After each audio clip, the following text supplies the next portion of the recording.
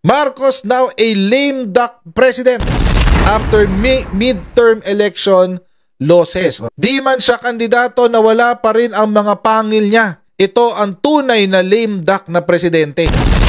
Baka nakakalimutan ni Harry Roque na si Duterte mismo ang nagsabi, siya ay lame duck president. 2018 pa lang sinasabi na niya sa sarili niya, lame duck ako.